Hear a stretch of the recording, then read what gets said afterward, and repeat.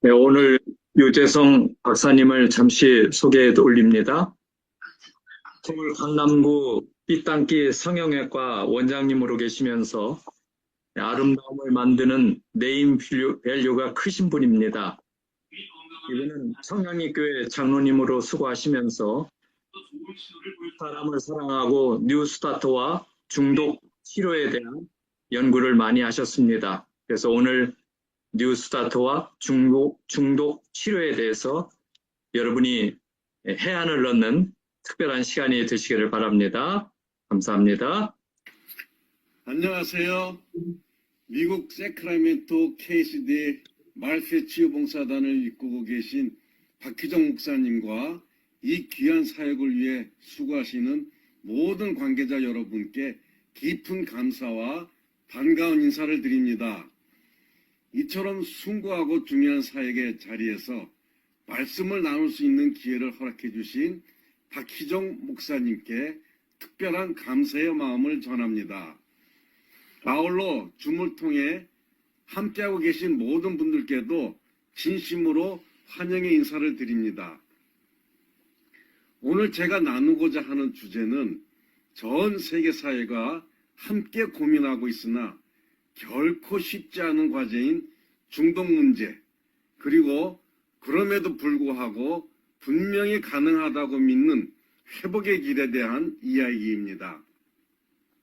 이 내용은 제가 석사 논문을 통해 깊이 연구하고 성찰해온 주제를 바탕으로 신학적, 목회적 관점에서 함께 나누고자 합니다.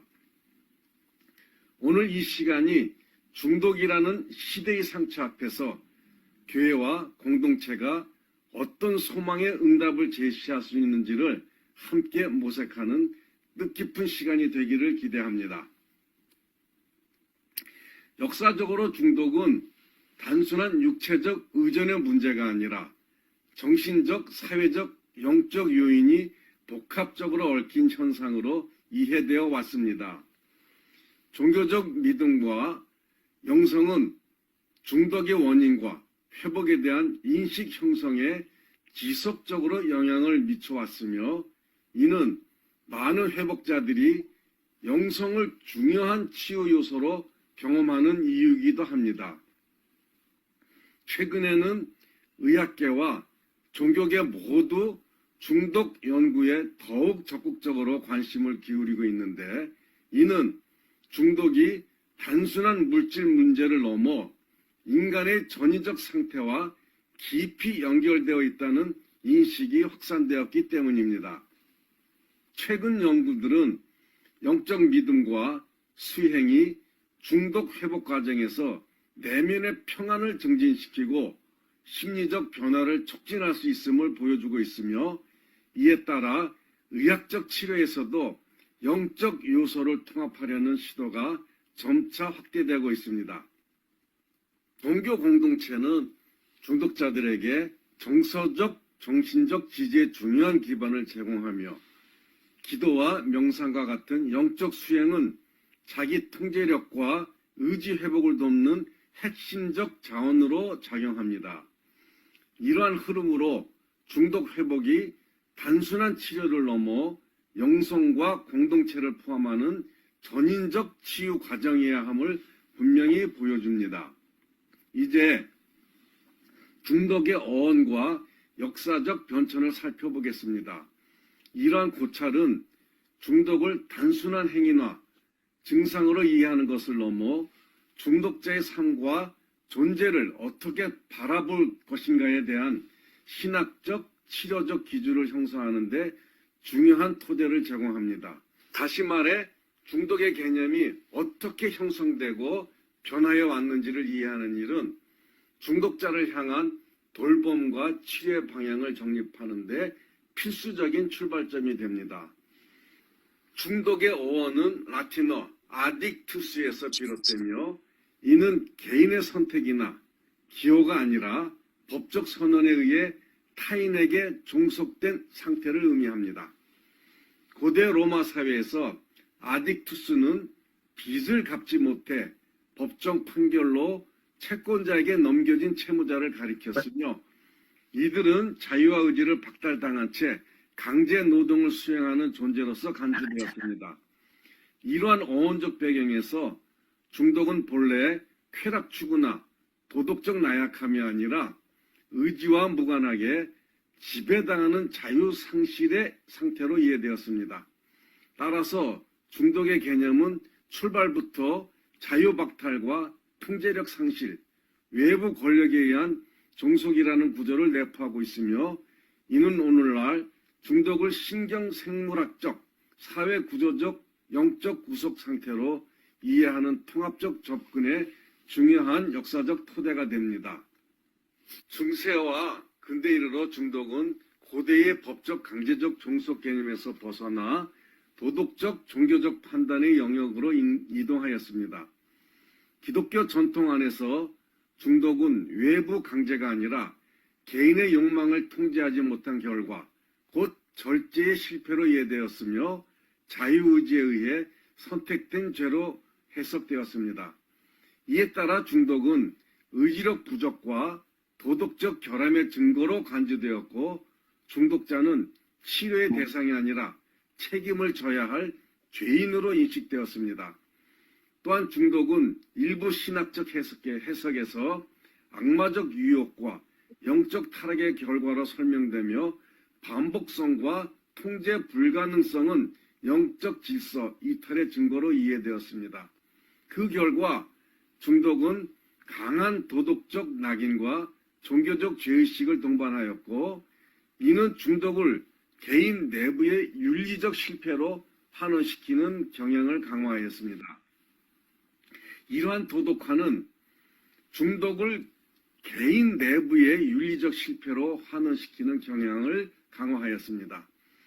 이러한 도덕화는 중독에 대한 공감과 구조적 이해를 제한하였으며, 중독자를 고립과 침묵의 상태로 몰아넣는 결과를 낳았습니다.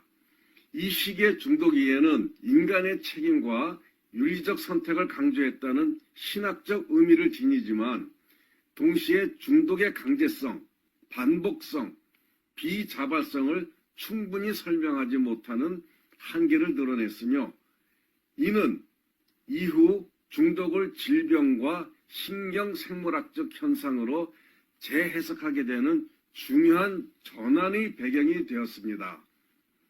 19세기 후반에 이르러 중독에 대한 이해는 도덕적, 종교적 해석을 넘어 의학적으로 설명 가능한 질병, 디지스로 전환되는 중요한 변곡점을 맞이하였습니다. 이 전환의 초기 단계에서 벤자민 러시는 알코올 남용을 도덕적 타락이 아닌 치료가 필요한 의학적 질환으로 규정하며, 중독을 객관적 관찰과 치료의 대상으로 이해하는 새로운 관점을 제시하였습니다. 이후 정신의학과 생물의학의 발전은 중독을 뇌의 보상회로, 도파민 시스템, 충동 조절 메커니즘의 변화와 연관된 상태로 재정의하였습니다.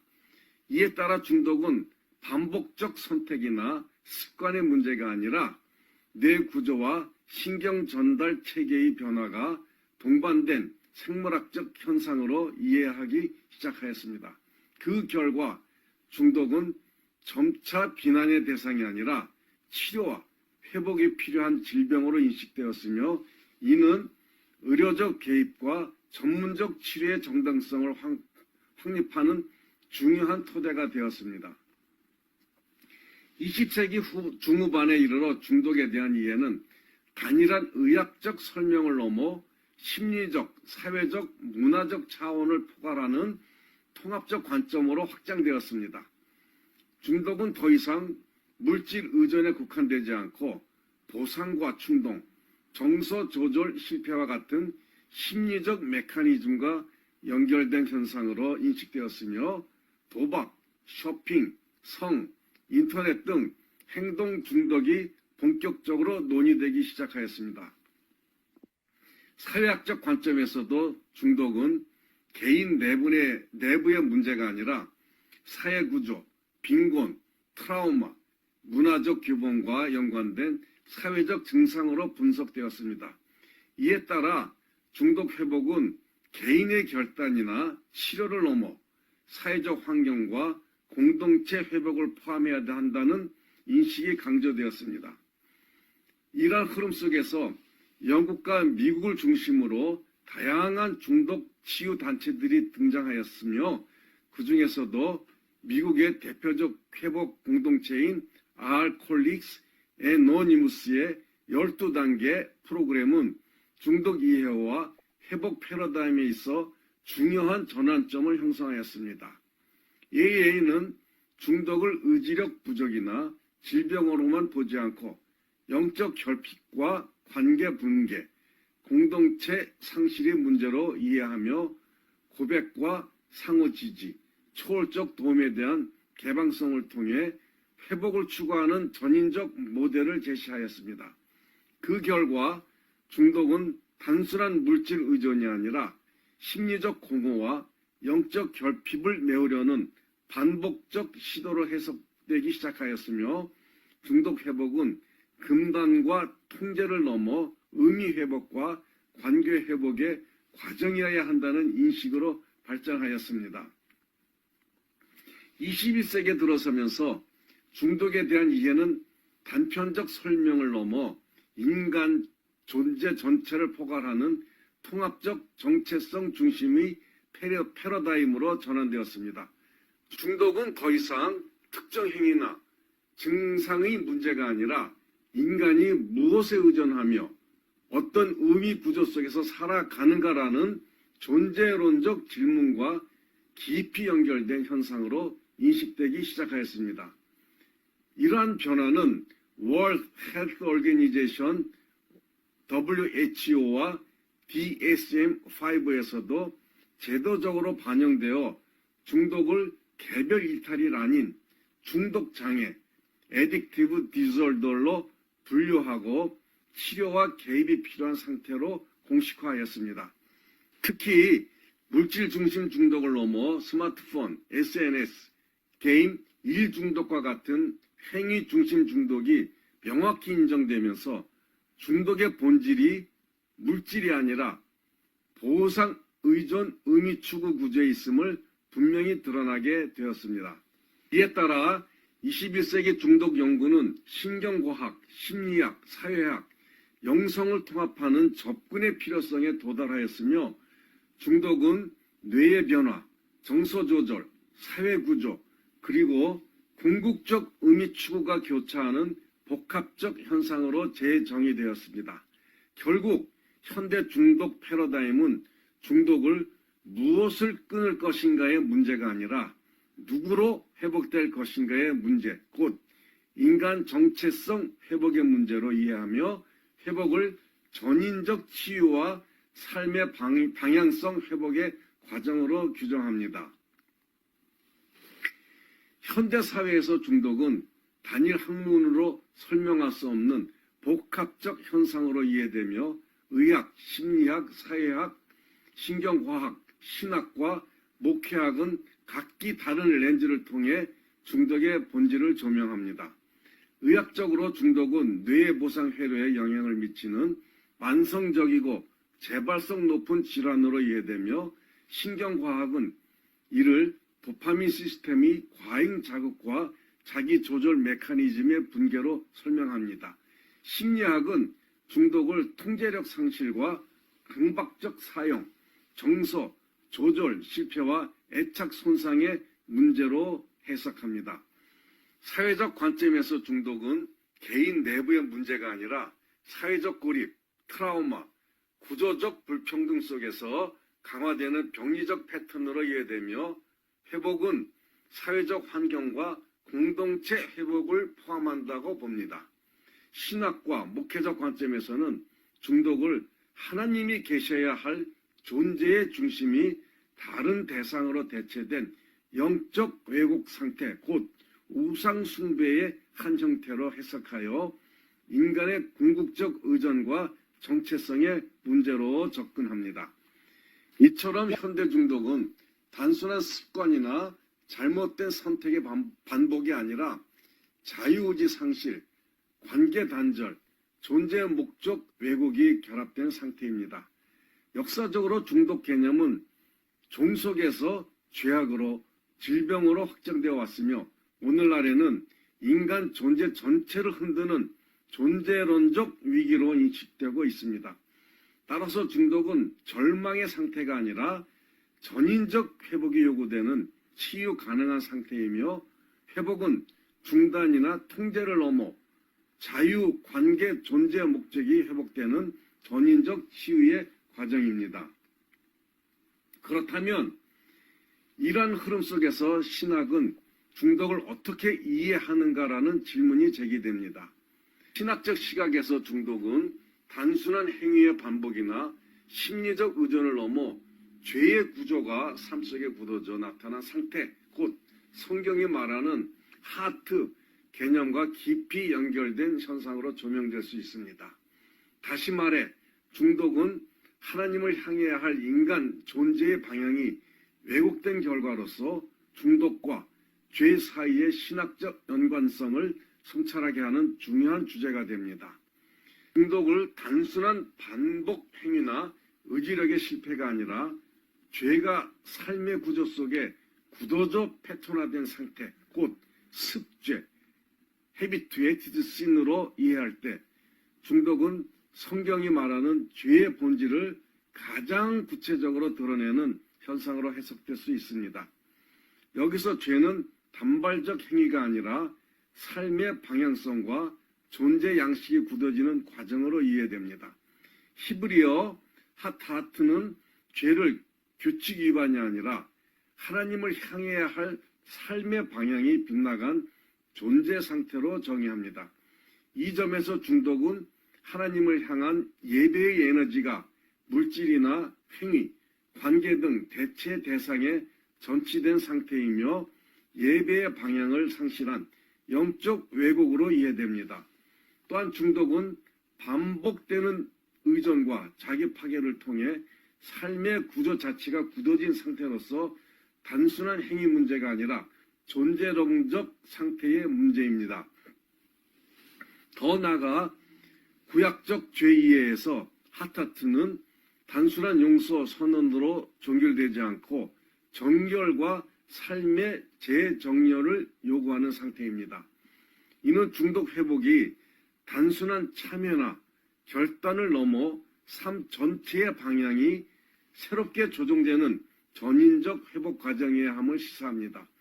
따라서 중독은 도덕적 비난이나 기술적 치료의 대상이 아니라 예배의 방향을 잃는 존재가 하나님께로 다시 돌아오는 회복의 여정으로 이해되어야 합니다. 그럼 성경적 근거에서 중독을 죄로 이해할 수 있는 성경적 근거는 특정 행위의 도덕성 판단이 아니라 중독이 인간 존재와 관계 그리고 하나님을 향한 방향성을 어떻게 왜곡시키는가에 대한 성경의 총체적 증언에 근거합니다. 성경은 중독을 명시적으로 언급하지는 않지만 중독의 본질을 해석할 수 있는 신학적 구조를 분명히 제시합니다. 첫째, 중독은 하나님의 형상, 이마고 데이를 훼손하는 존재론적 자기 소외의 상태입니다. 인간은 하나님의 형상대로 창조되어 자율성, 관계성, 책임성, 하나님을 향한 방향성을 지닌 존재이지만 중독은 신체적, 정신적, 영적 자율성을 붕괴시키고 자신, 타자, 하나님과의 관계를 동시에 왜곡합니다. 이는 단순한 기능장애가 아니라 하나님의 형상이 손상된 상태로서 죄의 본질과 깊이 연결됩니다. 둘째, 중독은 성경이 말하는 우상 숭배의 구조와 본질적으로 동일합니다. 에스겔 14장 3절에 보여주듯 우상은 외적 대상이 아니라 마음속에 세워진 의존의 대상입니다. 중독은 특정 물질이나 행위 감정을 절대화하여 하나님보다 더 신뢰하고 의존하게 만드는 구조를 지니며 그 결과 인간을 하나님이 아닌 다른 대상에 종속시키는 상태로 전락시킵니다. 셋째, 중독은 자유를 상실한 노예 상태입니다. 성경은 죄를 반복적으로 자유의 상실로 묘사하며 잠언과 이사야서는 중독의 반복성, 자기 기만, 자기 파괴적 순환을 통해 중독이 인간을 영적 노예 상태로 몰아넣는 현실을 예언적으로 드러냅니다. 이로써 중독은 쾌락의 문제가 아니라 자유의 문제임이 분명해집니다. 종합하면 중독은 하나님의 형상을 훼손하고 마음속에 우상을 세우며 인간을 자유에서 노예 상태로 전락시키는 현상으로서 성경이 말하는 죄의 본질과 정확히 맞닿아 있습니다. 그러나 성경은 죄의 목적을 정죄가 아니라 회복에 둡니다.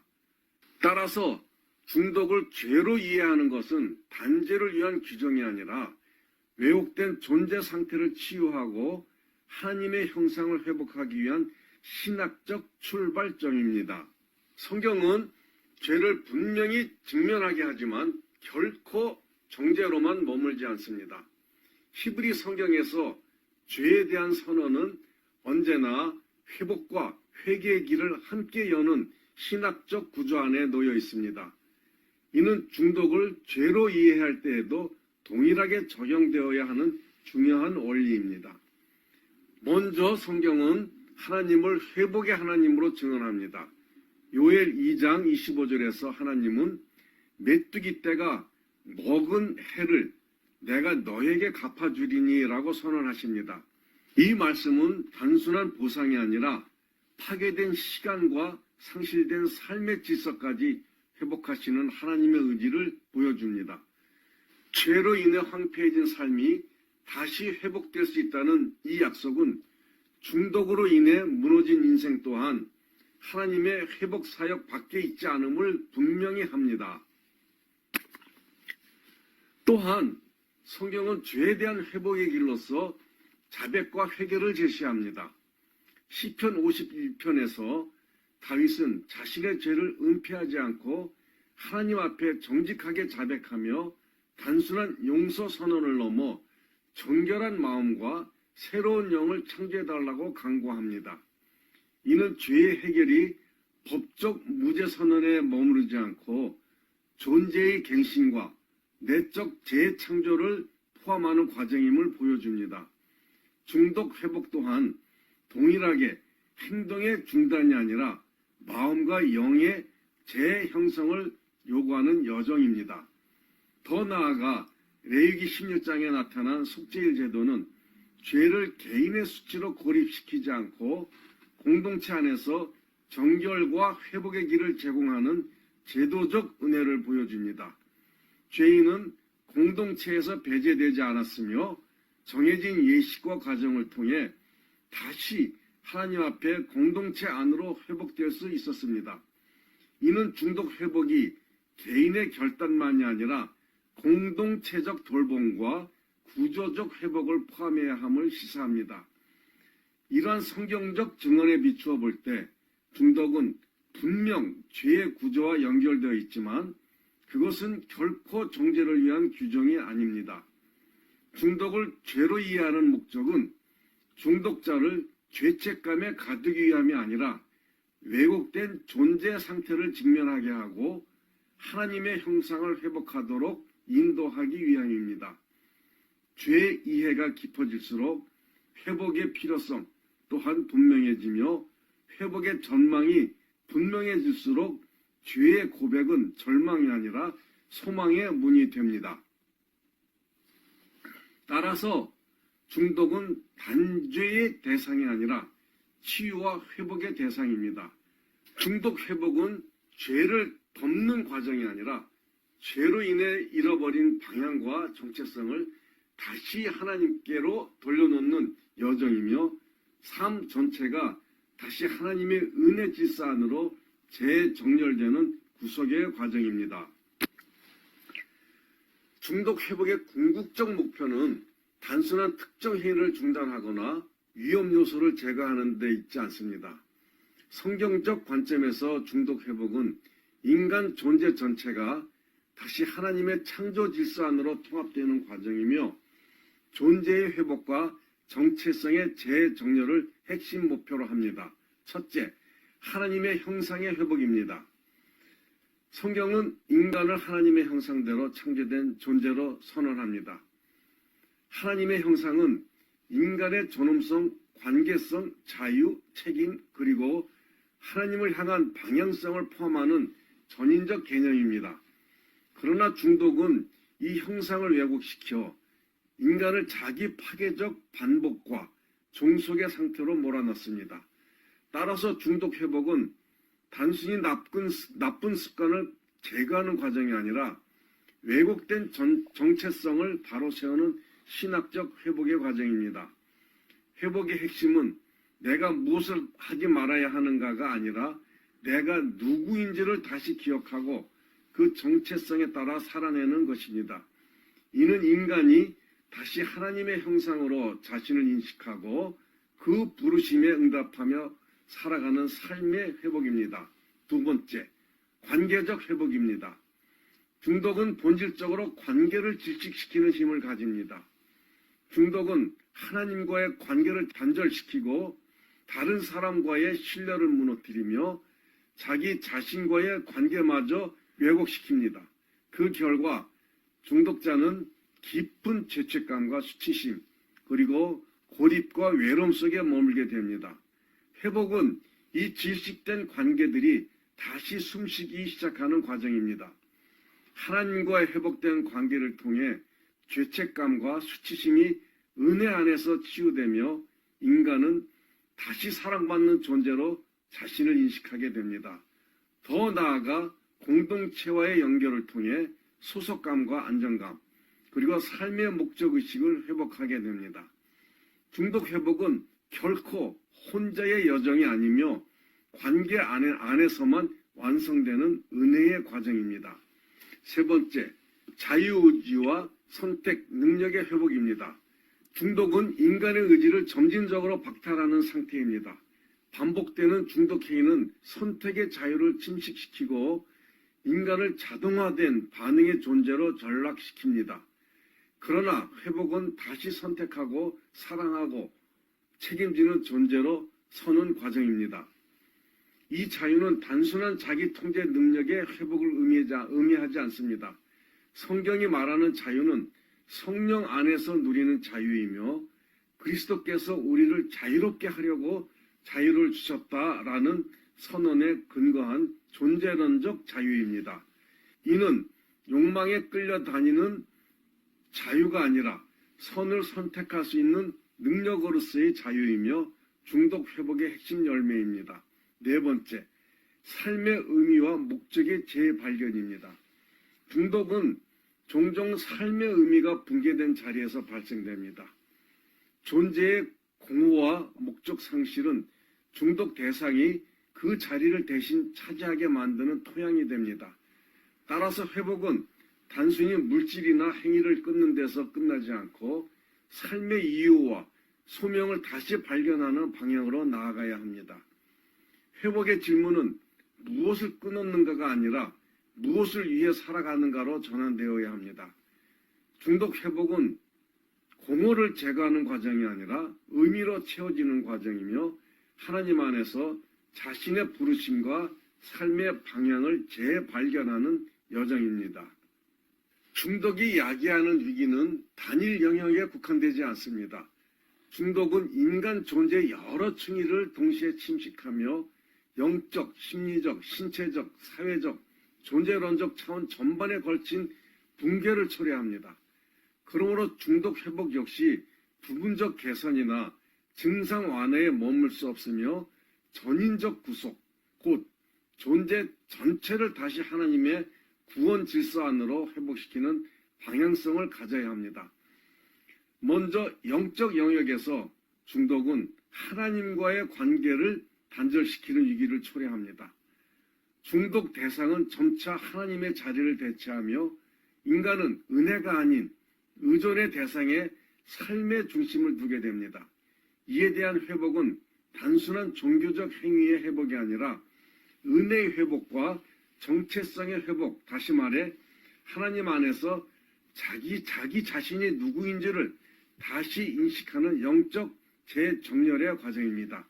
심리적 영역에서 중독은 자기 부정과 무가치함을 강화합니다. 반복되는 실패와 실수는 인간을 자기 혐오의 순환 구조 속에 가두며 이는 다시 중독을 강화하는 악순환으로 작동합니다. 회복은 이 구조를 끊고 자기 수용과 정서적 회복을 통해 인간이 다시 자신의 감정과 상처를 정직하게 마주하고 돌볼 수 있도록 돕는 과정입니다. 신체적 영역에서 중독은 건강 파괴와 의존성을 초래합니다. 중독은 신체를 도구화하고 소모시키며 생명 질서를 훼손합니다. 이에 대한 회복은 단순한 금단이 아니라 뉴스타트 원리에 기초한 건강 회복, 곧 생활 습관, 영양, 휴식, 운동, 절제의 회복을 통해 몸 자체가 다시 치유와 은혜의 통로가 되도록 하는 과정입니다. 사회적 영역에서 중독은 고립과 낙인, 관계 단절을 낳습니다. 중독자는 공동체에서 배제되거나 스스로 고립을 선택하게 되며 사회적 역할과 소속감을 상실하게 됩니다. 회복은 이러한 단절을 넘어 공동체 안에서의 소속 회복과 의미 있는 역할의 회복을 통해 인간이 다시 함께 살아가는 존재로 서도록 돕는 방향을 지향합니다. 마지막으로 존재론적 영역에서 중독은 삶의 방향 상실이라는 가장 근본적인 위기를 야기합니다. 무엇을 위해 살아야 하는지에 대한 질문이 사라질 때 중독은 그 공백을 대신 채우는 가짜 목적이 됩니다. 회복은 이 지점에서 소명과 존재, 의미의 재발견, 다시 말해 하나님 앞에서 자신의 삶이 어떤 의미와 방향을 가지는지를 회복하는 여정이어야 합니다. 종합하면 전인적 구속으로서의 중독 회복은 특정 영역의 문제 해결이 아니라 영, 혼, 육 관계와 의미가 다시 하나로 통합되는 구속의 과정입니다. 이는 중독 회복을 단순한 치료 프로그램이 아니라 인간 존재 전체를 향한 하나님의 회복 사역에 참여하는 여정으로 이해하게 합니다. 영혼의 상처, 목회적 치료. 중독은 심리적, 영적, 신체적 고통이 복합적으로 얽힌 문제로서 목회자들에게 매우 큰 도전이 됩니다. 재발 가능성이 높다는 특성은 중독자 개인뿐 아니라 가족과 교회 공동체에도 깊은 좌절과 혼란을 야기하며 목회 현장에서 명확한 돌봄 지침과 효과적인 접근 방식을 찾기 어렵게 만듭니다. 이러한 상황 속에서 목회적 돌봄과 상담은 교회를 단순한 종교 집단이 아니라 생명을 살리고 회복시키는 치유 공동체로서 세우는 핵심적 사역으로 자리합니다. 그러나 중독에 대한 사회적 신화와 낙인은 중독 회복을 더욱 복잡하게 만드는 주요 요인입니다. 중독을 개인의 도덕적 결함이나 의지력 부족으로 이해하는 인식은 중독자에게 강한 낙인을 부여하며 이로 인해 중독자들은 도움을 요청하지 못하고 고립되는 경향을 보입니다. 생리병리학적 관점은 중독이 뇌와 신경계의 변화와 관련된 상태임을 설명하지만 동시에 중독을 단순한 뇌 질환으로 환원함으로써 사회적, 심리적, 영적 차원을 충분히 다루지 못하는 한계를 지닙니다. 특히 중독을 생물학적 질환으로만 설명하는 모델은 중독자에게 병든 사람이라는 정체성을 고착시켜 또 다른 형태의 낙인을 만들어낼 위험이 있습니다. 이러한 낙인은 중독자가 스스로를 부정적으로 인식하게 만들고 회복 이후에도 낮은 자존감과 사회적 위축, 불안과 우울을 지속시키며 재발 위험을 높이는 요인이 됩니다. 결국 중독에 대한 병리화는 낙인을 제거하기보다 다른 방식으로 강화할 가능성을 내포합니다. 따라서 중독에 대한 목회적 치료는 단순한 도덕적 종죄나 생물학적 설명을 넘어 영혼의 상처를 치유하고 정체성을 회복하도록 돕는 전인적 돌봄을 지향해야 합니다. 훈련된 목회자와 평신도가 협력하여 중독자를 환대하고 동행할 때 교회는 낙인을 해체하고 회복을 가능하게 하는 공동체가 되며 복음은 추상적 메시지가 아니라 삶을 변화시키는 실제적 치유의 능력으로 드러나게 됩니다. 중독에 대한 신학적 이해는 중독을 죄 또는 질병 중 하나로만 설명하는 이분법을 넘어서 통합적 접근을 요구합니다. 중독자는 도덕적 책임을 지닌 존재이자 동시에 신체적, 심리적 취약성을 지닌 연약한 인간으로서 내적 갈등과 영적 투쟁 속에서 회복을 모색하는 존재입니다. 따라서 중독 회복은 도덕적, 영적 차원을 존중하면서도 의학적, 심리적 치료를 함께 포함하는 다차원적 접근을 필요로 합니다. 따라서 중독을 신학적으로 다룰 때에는 죄와 질병의 요소를 대립시키기보다 상호 보완적으로 통합해야 합니다. 하나님은 죄를 미워하시지만 죄인을 사랑하시는 분이시며 이 원리는 중독자에게도 동일하게 적용됩니다. 중독 회복은 하나님의 은혜의 자비 위에서 개인의 책임, 공동체의 돌봄, 그리고 전인적 치유가 함께 작동하는 과정이어야 합니다. 결국 중독에 대한 신학적 접근은 은혜, 자비, 책임이 통합된 회복의 여정을 제시해야 됩니다. 교회의 역할. 중독자들을 향한 교회의 사랑은 개인적 동정이나 일시적 도움을 넘어 화평과 연합 안에서 하나님의 나라를 실현하는 선교적 사명으로 이해되어야 합니다. 에베소서 4장 2절로 3절이 강조하듯 교회는 사랑과 용납으로 화평을 심으며 성령 안에서 하나됨을 지키는 공동체로 부름받았으며 중독자들을 향한 돌봄은 이 소명의 구체적 표현입니다. 중독자들은 하나님의 사랑을 필요로 하는 영혼들이며 그들의 삶이 변화되는 것은 곧 하나님의 나라가 확장되는 사건입니다. 중독은 개인의 문제를 넘어 가족과 사회, 교회 전체에 영향을 미치는 복합적 고통이며 부정과 합리화, 고립을 특징으로 합니다. 예수 그리스도께서 소외된 자와 죄인, 병든 자에게 다가가 사랑으로 회복시키신 것처럼 교회는 중독자들에게 용서와 회복의 메시지를 전하고 영적 훈련과 교육을 통해 하나님과의 관계 회복을 도와야 합니다.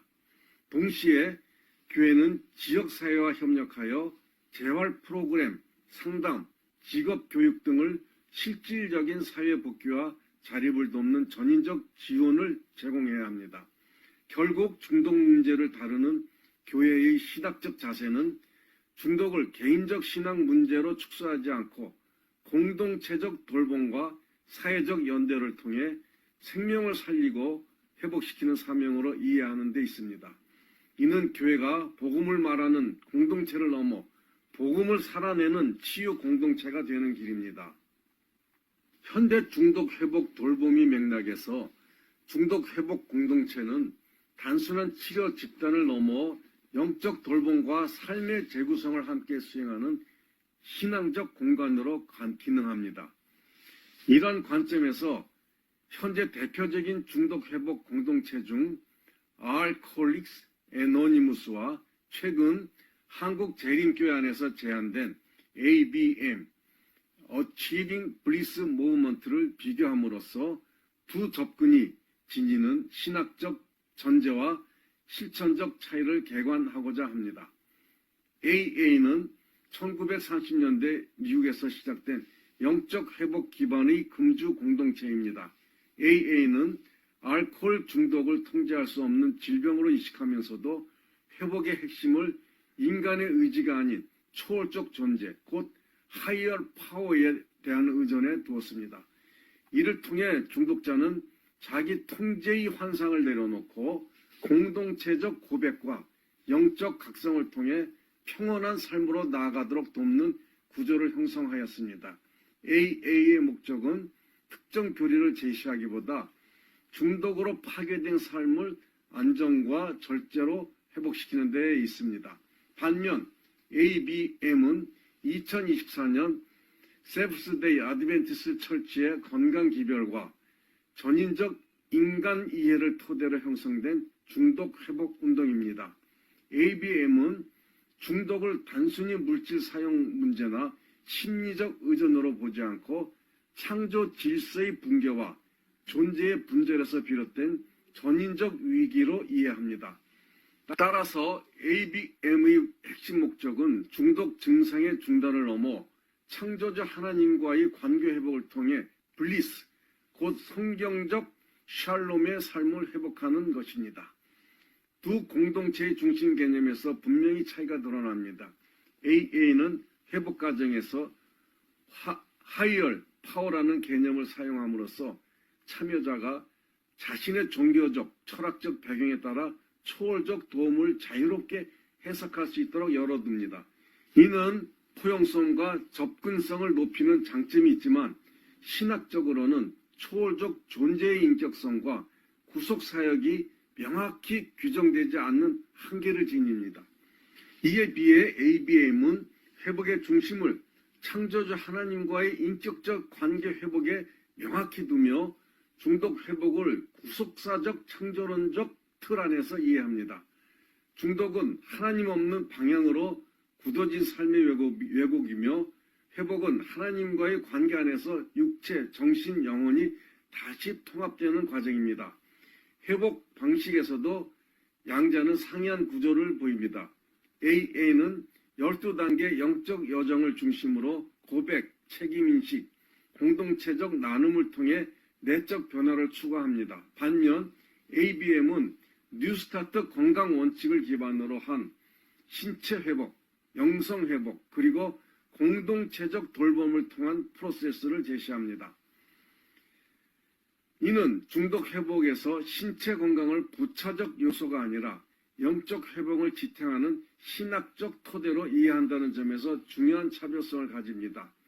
정리하면 AA와 ABM은 모두 중독 회복을 공동체적 영적 여정으로 이해하지만 초월적 의존의 내용, 신체 회복의 위치, 그리고 하나님의 치유 개입을 이해하는 신학적 깊이와 구조에서 본질적인 차이를 드러냅니다. 이러한 차이는 다음 단계에서 하이어 파워 개념, 신체 건강 회복, 창조주 하나님의 치유 사역이라는 세 가지 핵심 축을 중심으로 보다 구체적으로 비교될 필요가 있습니다. 신체 건강에 대한 접근의 신학적 차이, AA와 ABM. 중독 회복 과정에서 신체 건강을 어떻게 이해하고 다루는가는 회복 모델이 인간관과 신학적 전제를 가장 분명하게 드러내는 지점입니다. 이 점에서 AA와 ABM은 신체에 대한 이해와 치유, 접근 방식에서 본질적인 차이를 보입니다. 먼저 AA의 경우 신체 건강은 회복 과정에서 직접적으로 다루어지는 핵심 요소라기보다 금주와 절제의 결과로 자연스럽게 따라오는 부수적 열매로 인식되는 경향이 있습니다. AA는 중독 회복의 중심을 심리적 각성과 영적 변화에 두며 신체는 중독으로 인해 손상된 상태에서 점차 회복을 경험하는 대상으로 이해됩니다. 따라서 신체 건강은 중요하지만 회복 과정이 구조적 출발점이나 신학적 핵심축으로 명시적으로 위치되지는 않습니다. 반면 ABM은 신체 건강을 회복의 주변 요소가 아니라 영적 회복을 지탱하는 기초적 토대로 명확히 설정합니다. ABM은 제7일 안식일 예수재림교회의 건강기별에 근거하여 뉴스타트 원리를 회복 과정과 핵심 구조로 통합합니다. 식이, 수면, 운동, 햇빛, 절제, 물, 공기와 같은 창조 질서적 생활 습관의 회복은 단순한 건강 관리가 아니라 하나님이 창조하신 몸의 질서를 회복하는 영적 실천으로 이해됩니다. 육체에 대한 이해 역시 두 모델을 구분하는 중요한 지점입니다. AA에서 신체는 중독으로 인해 파괴된 회복의 대상이 되는 상대적으로 수동적인 영역으로 이해되는 반면 ABM에서는 육체가 성령의 성전이며 치유와 거룩이 실제로 구현되는 통로로 이해됩니다. 몸은 단지 영혼을 담는 그릇이 아니라 하나님의 구속과 회복이 구체적으로 드러나는 현장입니다. 이러한 관점에서 ABM은 건강을 단지 회복의 부수적 이득으로 보지 않습니다. 오히려 신체 건강은 하나님의 형상 회복을 향한 필수 경로이며 몸의 회복 없이는 정서적 안정과 영적 분별 또한 지속되기 어렵다고 이해합니다. 이는 중독 회복을 보다 현실적이고 지속 가능한 방향으로 이끄는 동시에 성경적 인간 이해에 깊이 뿌리내린 전인적 회복 모델을 형성합니다. 핵심 결론. 끝으로 재림교회가 소유한 건강기별은 하나님께서 교회에 맡기신 보석과 같은 자산으로서 중독 문제를 해결하는 데 매우 강력한 도구로 될 수 있습니다. 아멘. 끝으로 재림교회가 소유한 건강기별은 하나님께서 교회에 맡기신 보석과 같은 자산으로서 중독 문제를 해결하는 데 매우 강력한 도구가 될 수 있습니다. 이 기별은 단순한 신체 건강 회복을 넘어 하나님의 창조 질서와 자연 법칙에 순종하는 삶의 방식이 전인적 회복으로 이어진다는 신학적 통찰을 담고 있으며 이를 통해 세상에 빛과 소망을 전할 수 있는 독특한 사명을 부여받고 있습니다. 세계적인 교단으로서 재림교회는 이미 행정조직, 교육 시스템, 의료 및 구호 사업을 갖춘 강력한 구조를 보유하고 있으며 이러한 자연과 네트워크가 연대될 때 중독 문제에 대한 대응은 세계적 차원에서 의미 있는 반향을 일으킬 수 있습니다. 특히 중독 문제는 재림교회의 건강기별과 본질적으로 맞닿아 있으며 종교적, 의료적, 교육적, 심리적 접근을 통합한 회복 모델을 제시할 수 있는 잠재력을 지니고 있습니다. 더 나아가 중독자를 돌보는 목회적 돌봄의 과정 자체가 하나님의 치유 사역에 참여하는 거룩한 소명이 됩니다. 상처받은 영혼을 사랑으로 돌보는 과정은 중독자에게 회복의 은혜를 가져올 뿐 아니라 돌보는 치유 동역자에게도 깊은 영적 성숙과 신앙의 확신을 안겨줍니다. 이는 상담이나 격려를 넘어 하나님의 사랑과 은혜가 실제로 영혼을 변화시키는 현장을 목도하게 하는 경험이며 치유 동역자의 사명의식과 하나님에 대한 신뢰를 더욱 견고하게 만듭니다. 창조주 하나님의 법칙에 순종하는 삶은 몸을 넘어 영혼을 치유하며 재림교회의 건강기별은 중독으로 상처 입은 이들을 전인적 회복과 참된 자유로 인도하는 하나님의 도구입니다. 재림교회가 소유한 이 건강기별은 하나님께서 우리에게 맡기신 탁월한 자산이자 세상을 살리기 위해 주어진 하나님의 선물입니다.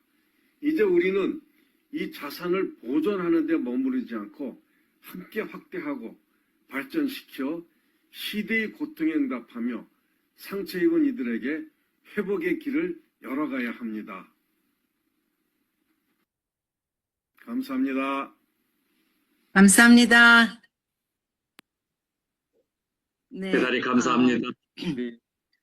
오늘 중독과 함께 뉴스타트 전 세계적인 제7일 안식일 예수재림교회에 주신 건강기별이 우리에게 얼마나 큰 자산인가라고 자부할 것이 아니라 이것을 받은 우리들이 이 세상에 많은 사람들이 어딘가에 다 중독되어 있어요. 중독되어 있는 그들에게 뉴스타트를 통해서 그들을 어떻게 살릴 것이며 어떻게 올바로 그들의 방향을 창조주 하나님께로 연결해야 될지 이곳에 들어와 계신 이곳에 지금 남은 백성으로 54명이 남아있는데 우리가 이것을 다 들었습니다.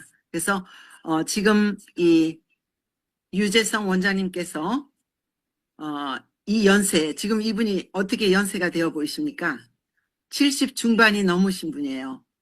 이런 분이 지금 대학원 그 논문으로 이 중독과 그에 대한 해결책, 하나님의 방법으로 어떻게 사람을 다시 사람답게 돌려놓을 수 있는가, 이것을 연구하셨고, 지금은 이제 대학원 과정에서 또 다른 중요한 토픽을 가지고 지금 디설테이션을 향해서 가고 계십니다. 그래서 이분께서 오셔서 우리와 같이 이렇게 소통도 하고 질문도 하고 이렇게 했으면 참 좋겠는데, 이 시간이 한국의 그 10시부터 12시 그 시간이 모든 이 스케줄이, 수술 스케줄이 잡혀 있는 시간이라서 할 수 없이 이렇게 녹화를 하셔서 보내주셨습니다. 여러분들 잠깐 보셨지만 사모님과 함께 두 분이 아주 건강하시게 이 대한민국을 살리는 그런 의료 선교사로서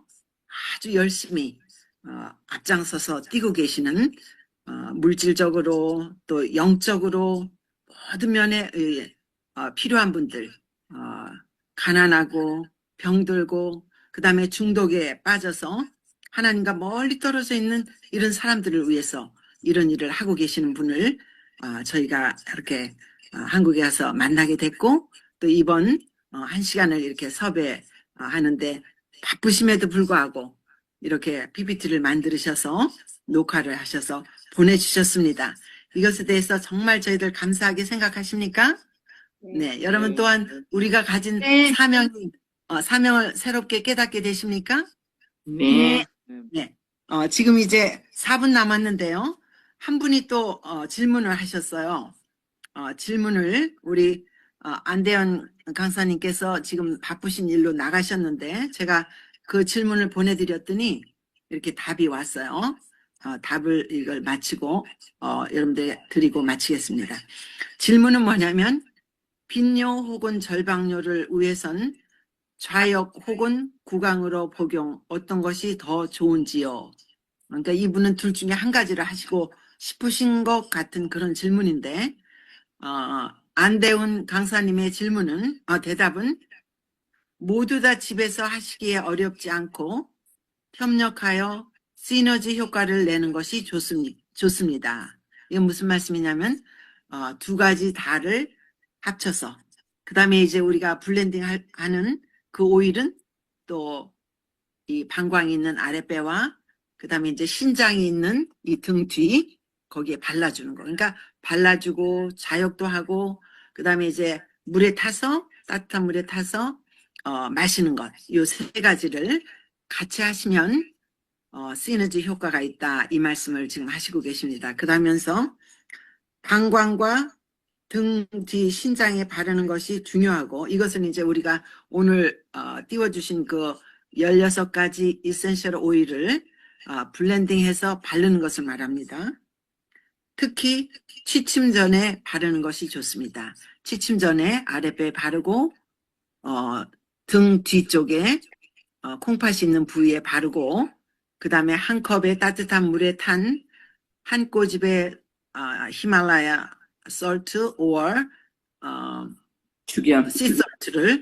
씨솔트 죽염, 이것을 섞고 꿀을 좀 섞고 그 다음에 레몬 오일 3방울에서 4방울 섞고 그것을 정말 천천히 음미하시면서 뭐 한 10분 정도 이렇게 해서 드시면 그것이 약이라는 것. 여러분들 시험해 보시고, 이 중에 들어와 계신 분 중에 절박뇨, 그 다음에 야빈뇨, 그러니까 밤중에 5번에서 6번 화장실 가시는 분들, 저에게 이런 많은 고통을 호소하신 분들이 이곳에 들어와 계십니다. 그래서 그런 분들 이렇게 좀 이것을 실천해 보시고, 그 다음에 이제 우리가 다음 주에 만날 때 또 그런 것들을 또 쉐어할 수 있는 그런 시간도 가졌으면 좋겠습니다. 네, 다음 주 강사님의 PPT를 좀 올려주실 수 있나요? 다음 주 뉴스타트 강사님으로는 아로마 테라피 먼저 하겠습니다. 다음 주도 송왕순 아로마 테라피스트, 이분은 지금 한국에 계신데요. 이분은 보건학 박사를 하시면서 많은 연구를 하셨고, 또 아로마 테라피스트로서 주위에 있는 분들에게 정말 사심없이 봉사하시는 그런 분을 모시게 되었습니다. 그 다음에 하나님을 신뢰함이라는 것이 뉴스타트의 마지막 T인데 Trust in Divine Power. 하나님을 신뢰할 때 우리가 먹는 음식, 그 다음에 햇빛, 공기, 운동, 절제 이 모든 것들이 하나님을 신뢰할 때 배로 효과가 나는 그런 우리 김영진 목사님은 저희 마르페 이 선교단의 제일 앞에 서 계신 저희 교회의 담임 목사님이십니다. 네, 이 두 분께서 다음 주에 저희들을 위해서 이제 정말 준비된 훌륭한 강의를 해주시겠습니다. 네. 더 이상 질문이 있으신 분들은 또 이제 단톡에서 저하고 같이 또 소통하실 수 있겠습니다. 네, 감사합니다.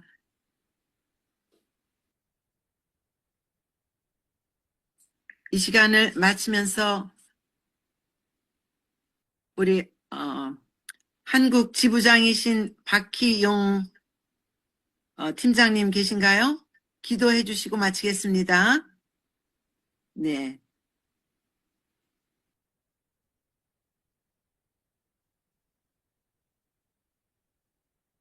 기도하시겠습니다. 하늘에 계시는 저희들을 사랑하시는 아버지 하나님, 네, 오늘 또 저희들 하나님을 사랑하는 마음으로 또 주님께서 주신 기별을 실천하고자 하는 마음으로 이러한 저희들에게 꼭 필요한 강의를 듣게 하셨사오니 감사를 드립니다. 아버지 하나님, 우리가 알고도 실천하지 않는 것, 그리고 잘 모르는 것들을 이러한 강의들을 통하여 저희들이 잘 깨달을 수 있도록 도와주시옵시고, 하나님께서 주신 우리의 모든 성전이 되는 우리 몸을 주님께서 원하시는 그러한 깨끗한 마음과 주님을 닮은 그러한 형상으로 회복할 수 있는 귀한 기간이 될 수 있도록 저희들 노력할 수 있도록 주님 인도하여 주시옵소서. 이 모임이 정말 모든 사람들에게 더 확대되어서 모든 사람들이 예수님 오실 때까지 건강을 유지하면서 많은 죽어가는 사람들에게 이 기별을 전하고 우리 서로 간에 마음 가운데 기쁨이 넘치는 그러한 삶을 살다가 우리 예수님 맞이할 수 있도록 주님 인도하여 주시옵소서. 이 모임을 주관하시는 우리 박희정 목사님과 황소롱 사모님에게 함께 해주셔서 이 모임이 꼭 필요한 사람들이 다 정말 들을 수 있는 그런 기회가 됐을 때 하나님 인도해 주시옵시고 그분이 사역하는 일에 함께해 주셔서 언제나 지혜를 주시고 모든 또 여건을 허락하여 주셔서 하나님이 꼭 쓰시는 귀한 종들로서 부족함이 없도록 하나님 인도하여 주시옵소서. 오늘의 모든 은혜 감사드리오며 또 이곳에 들어오셔서 강의를 들은 모든 주님의 백성들 다 실천하며 또 하나님께 감사하며 은혜로서 저희들이 건강을 체험할 수 있는 그런 귀한 또 한 주가 될 수 있도록 주님 인도하여 주시옵소서. 예수님의 이름으로 기도드리옵나이다. 아멘. 감사합니다.